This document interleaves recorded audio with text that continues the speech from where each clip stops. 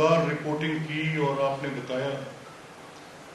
آپ کے جو ساتھی میں سمجھتا ہوں کہ اس میدان عمل میں ہوتے ہیں کیمراز لے کے، وہ میرے رپورٹر بھائی جو موقع پر پہنچتے ہیں، خبر کے طور پہ پیش کرتے ہیں، اپنی زندگی مشکل میں ڈال کے کرتے ہیں، جان جوکھم میں ڈال کے. میں نے ان افراد کو شاندار طریقے سے موسم کی گرمی، سردی، سختی، نرمی کی پرواہ کیے بغیر، برستے گولے بارود کی پرواہ کیے بغیر، میں نے بھی چند روز پہلے ایک واقعہ کیپٹن احمد مبین کی شہادت کے دن کا بتایا کہ دہشت گردی کا ایک خوفناک واقعہ ہوا جس میں بڑے قیمتی لوگ ضائع ہوئے، اور یہی اسمبلی کی پریس گیلری کے کچھ لوگ جو وہاں پہ موجود تھے اور کیمراز لے کر یہ سامنے ریگل چوک کی طرف بھاگ رہے تھے، جب میں نے ان کو روکا کہ ایڈوائزری آئی ہے، سیکنڈ بلاسٹ کا خطرہ ہے، تو ایک ساتھی میرے پاس رکے،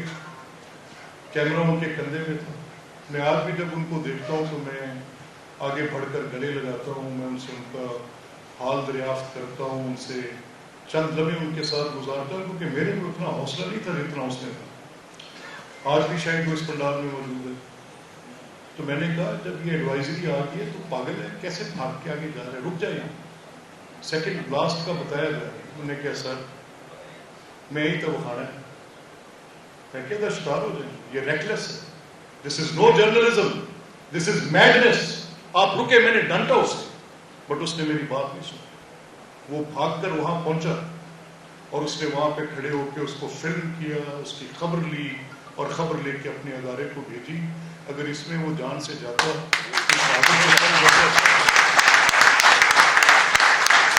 میں یہ سمجھتا ہوں کہ آج یہ جو بنیان المرصوص کا آپ چرچا سن رہے ہیں کہ کامیاب آپریشن آپ نے دیکھا جو کہ جنگی آپریشن تھا. بنیان المرصوص سیسا پلائی ہوئی دیوار، سیسا پلائی ہوئی دیوار کیا حملے کرتی ہے؟ نہیں.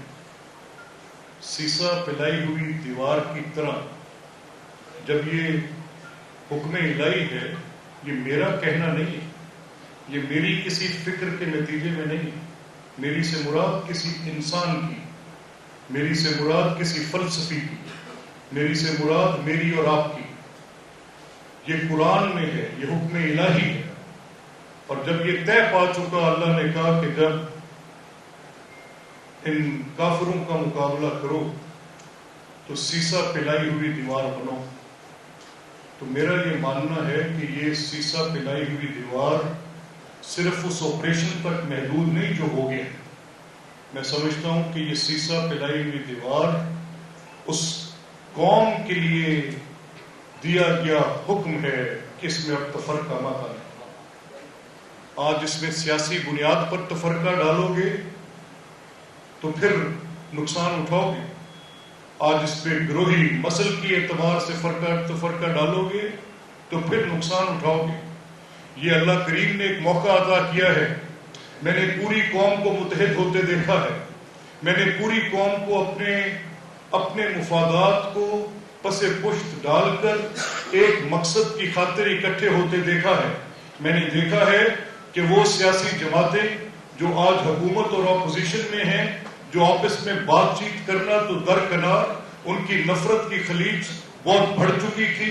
ان کی معاملات سیاست سے جا کر ذاتی دشمنیوں تک پہنچے پڑے ہیں. ایک دوسرے کے ساتھ بات چیت نہیں کرتے، اپنے آئینی کئی فرائض بھی ادا نہیں کر پا رہے، کئی ذمہ داریاں ہیں جن سے عہدہ برا ہونا ہے ان کو بھی ادا نہیں کر پا رہے.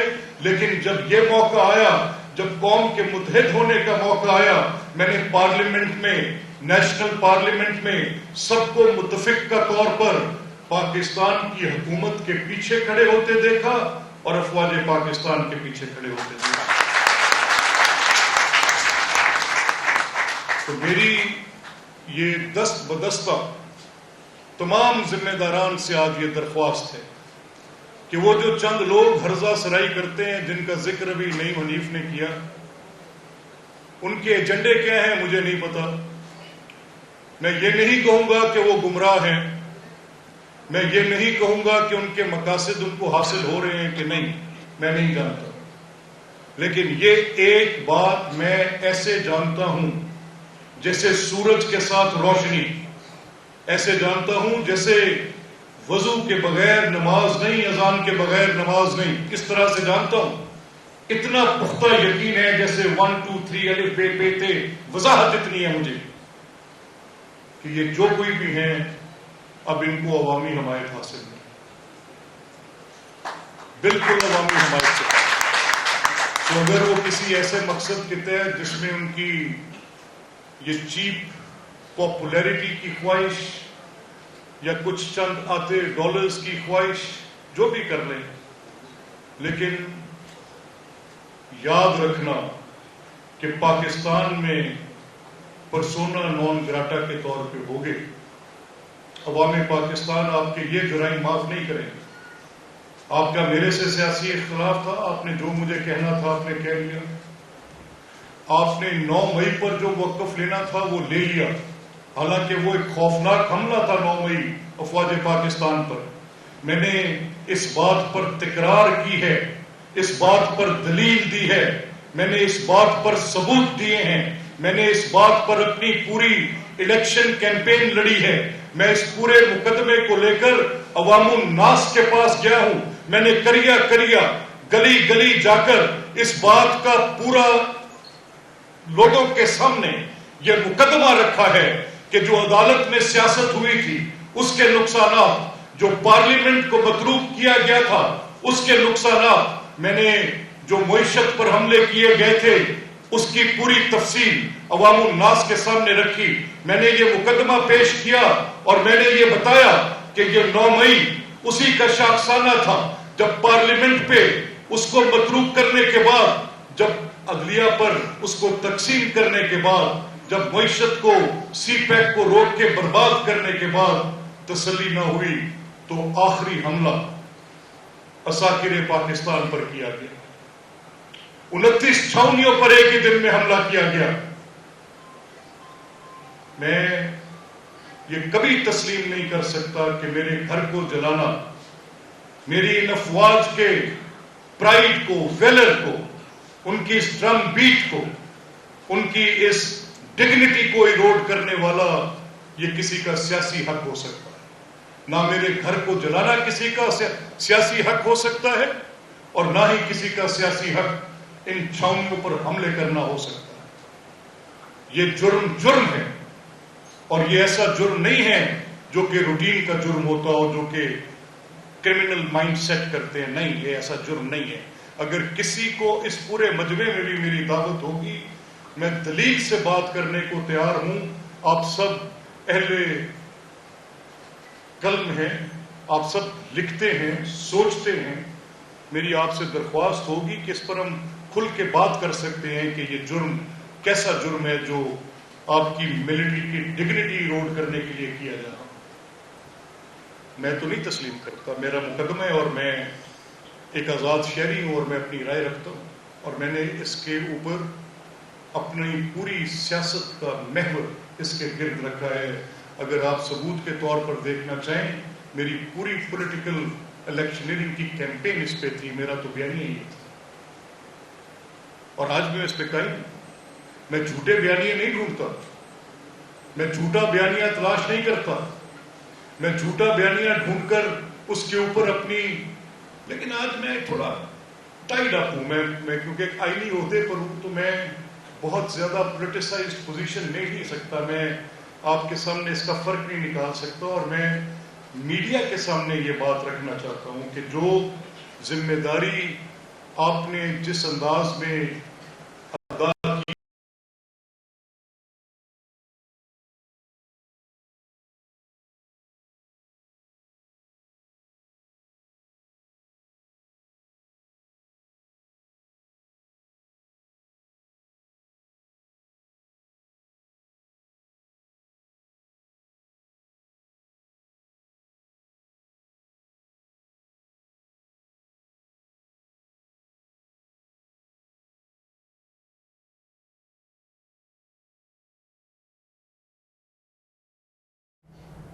آج سیز فائر ہے، ابھی جنگ بندی کا اعلان نہیں ہوا. آج سندھ طاس معاہدے پہ معطلی کا دعویٰ ہے ہندوستان کا، جس کو وہ معطل نہیں کر سکتے. یہ بالکل ان کے اختیار میں نہیں ہے.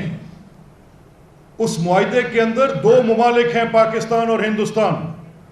اس میں جو فیصلہ ہوگا متفق کا ہوگا. اس میں ایک فریق اپنے طور پہ اس کے اندر کوئی تبدیلی نہیں لا سکتا. میرے رائٹس ہیں ایز لور ریپیرین. اگر آپ وہ روکیں گے، میرے رائٹس مجھ تک نہیں پہنچنے دیں گے، میں ان کو ایکٹ آف وار تصور کروں گا. اور پھر جنگی اقدام کا جواب ایسا ہی ہوتا ہے جیسا 6 مئی کے اقدام کے نتیجے میں 10 مئی کا اقدام تھا. میری امن شدید خواہش ہے، میری خواہش ہے کہ اس خطے میں امن ہو، یہاں پر لوگوں کو روزگار ملے، تعلیم ملے، یہاں پر صحت کی سہولتیں ملیں، یہاں پر جمہوریت کے ڈیویڈنڈز ملیں. میں کسی صورت پر بھی نریندر مودی کی ہندتوا کی سوچ کے آگے جھک نہیں سکتا.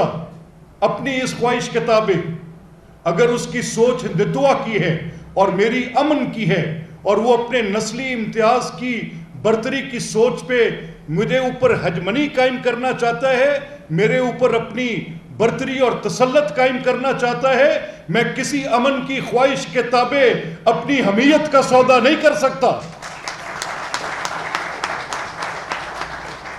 تو میں یہ مانتا ہوں کہ پاکستان کا موقف جاندار تھا، جس کو آپ نے بڑے شاندار طریقے سے پیش بھی کیا.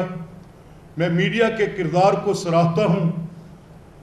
وہ کہتے ہیں، اور بار بار میں یہ جملہ دہرا رہا ہوں تاکہ لوگوں کے حافظے میں رہ جائے، وہ کہتے ہیں کہ جنگوں میں سب سے پہلا قتل سچ کا ہوتا ہے.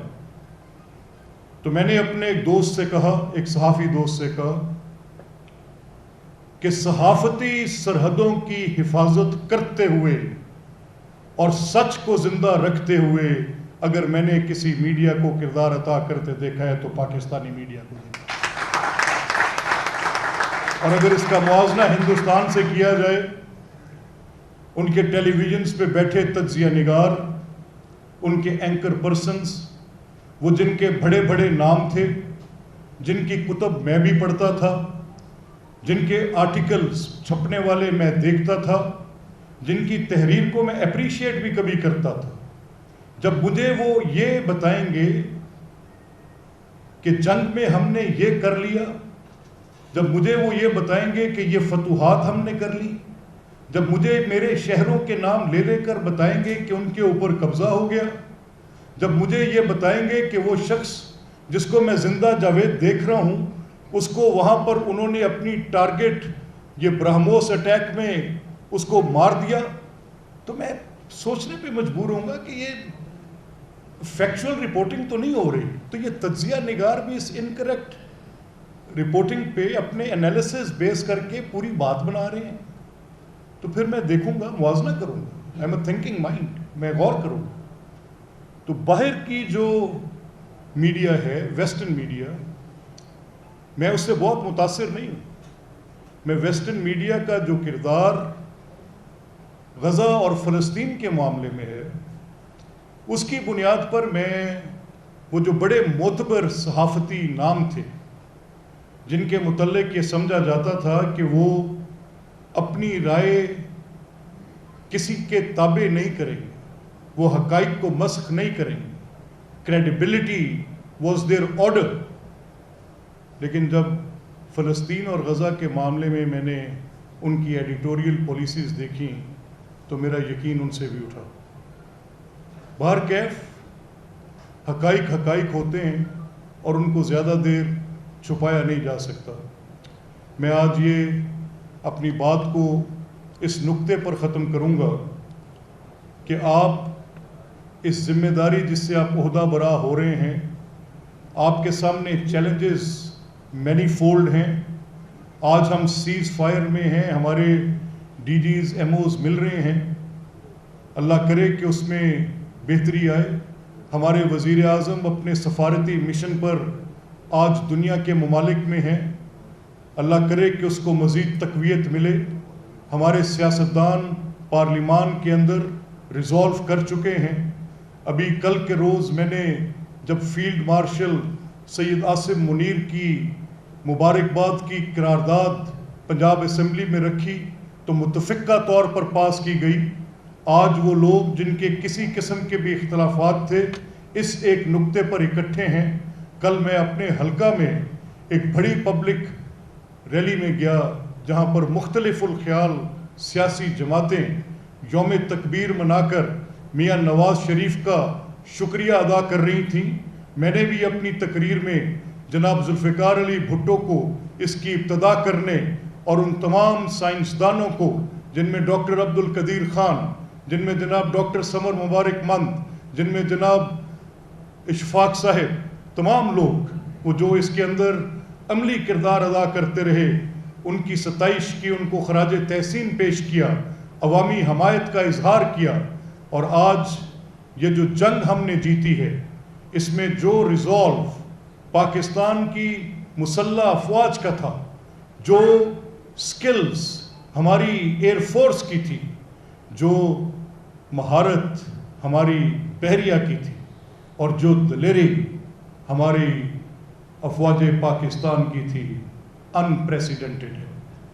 میں نے ٹال کلیمز سنے ہیں اور یہ ٹال کلیمز کا میں کیوں کہہ رہا ہوں کہ اس دن جس دن D G I S P R Ahmed Sharif Chaudhry اپنی پریس کانفرنس کر رہے تھے تو ایک بڑے معتبر نشریاتی ادارے نے، جو کہ ویسٹ کا ادارہ ہے، میں نام لیے بغیر کہوں گا، تو اس میں ایک تجزیہ نگار ایک خاتون بیٹھی، انہوں نے کہا کہ Pakistani side is making talc claims. اب یہ بات میرے حافظے میں رہ گئی، میں اس کو دیکھ رہا تھا اور پھر میں نے غور کیا. میں نے بڑے بڑے لوگوں کو بڑے بلند و بانگ دعوے کرتے دیکھا ہے. حالیہ تاریخ میں سیاستدانوں میں میں نے عمران خان کو بہت بالکل بلند و بانگ دعوے، جو کہ سارے کے سارے، کیونکہ میں اب ایک آئینی عہدے پہ ہوں، میں بہت سیاسی بات نہیں کر سکتا، مجھے اپنی نیوٹرل پوزیشن رکھنی ہے، لیکن یہ حقائق ہیں تو ان کو کہتے ہوئے مجھے کوئی عار نہیں ہے. جب وہ کہہ رہے تھے کہ میں 1 ملین پتہ نہیں جابز کر دوں گا، 50 لاکھ یہ کر دوں گا، میں ایسے کر دوں گا، اکانومی کو ایسے کر دوں گا، تو میں بھی دیکھ رہا تھا کہ یہ ٹال کلیمز ہیں. تو وہ ٹال کلیمز کی ایک سنکرنائزیشن تھی. میں نے ایک ریئلسٹک کلیم ہوتا ہے، جیسے جب میاں نواز شریف کو گورنمنٹ ملی تو میں اس میٹنگ میں تھا، وہ جو یہاں پہ الحمرہ میں ہوئی 2013 میں، تو بڑے متفکر چہرے کے ساتھ آئے. انہوں نے کوئی بڑی جذباتی تقریر نہیں کی اور انہوں نے کہا کہ میں once I am running this government now, جب اس کی عنان اقتدار میرے ہاتھ میں دی جا رہی ہے تو اس وقت بڑے سنجیدہ چیلنجز ملک کو درپیش ہیں، جن میں اول دہشت گردی ہے، امن و امان کی بحالی، دہشت گردی سے لڑنا. دوسرا معیشت کی بحالی، معیشت بہت نیچے ہے، ہمارا جی ڈی پی کہیں 1 اور 2 کے گرد پھر رہا ہے. اور تیسرا انرجی کرائسس ہے، 18 گھنٹے کی لوڈ شیڈنگ ہے. تو میری حکومت کے یہ 3 اہم ایفرٹس ہوں گے کہ ہم یہ چیزیں حاصل کریں. اور وہ پھر میں نے 18 تک ہوتے دیکھی. جو عمران وعدہ کر رہے تھے، دعویٰ کر رہے تھے، تو وہ میں سنکرنائز کر رہا تھا کہ ریئلسٹک کلیمز اور ٹال کلیمز، اور پھر D G I S P R کی یہ سٹیٹمنٹ آ رہی تھی کہ جی اب تم نے جو کرنا ہے وہ کر لیا، تمہارا ایک اٹیک آ گیا، اب ٹائمنگ ہماری ہے، چوائس ہماری ہے، اور ہم تمہیں چند گھنٹوں میں، چند لمحوں میں تمہیں بالکل تمہارا تکبر گھمنڈ توڑ دیں گے، تمہیں خس و خاشاک کی طرح بہا لیں گے. یہ جو تمہاری سوچ ہے ہندتوا کی، یہ جو پارلیمنٹ کے اوپر اکھنڈ بھارت کا نقشہ ہے، یہ جو تم وہاں پر بیٹھ کے یہ فیصلے کرتے ہو اپنی نسلی برتری کے اس زوم میں مبتلا، تو چند گھنٹوں میں یہ سارا زوم توڑیں گے. And I saw it happening just in 4 hours. وہ جو صبح تکبیر اللہ اکبر بلند کر کے نماز فجر کے بعد وہ جو قافلہ نکلا باہر، تو پھر 4 گھنٹوں کے اندر ہندوستان کا تکبر، گھمنڈ، زوم سب خاک میں ملا اور پاکستان کو فتح حاصل ہوئی۔ میں یہ آپ سے درخواست کروں گا کہ ابھی we are in middle of the crisis. Field marshal کو ان کی اس شاندار حکمت عملی پر اس پاکستان کے سب سے بڑے اعزاز کے ساتھ نوازا گیا ہے۔ میاں شہباز شریف ایک شاندار اسٹیٹسمین ہیں، ان کی بہترین حکمت عملی، ان کی بہترین سفارتکاری اور ان کے ساتھ ان کے وزراء جن کی میں شاندار خراج تحسین پیش کرتا ہوں، جس میں دفاع کے وزیر، خارجہ کے وزیر، اطلاعات کے وزیر، وہ سب لوگ جو ان کی ٹیم کے طور پہ کام کرتے رہے، میں ان کی اس شاندار کامیابی پر ان کو بھی مبارکباد پیش کرتا ہوں اور اپنے میڈیا کے ساتھیوں کو کہتا ہوں کہ آپ نے مارکہ حق کے حق کو حق کے طور پر دکھایا۔ آپ کا شکریہ۔ پاکستان زندہ باد۔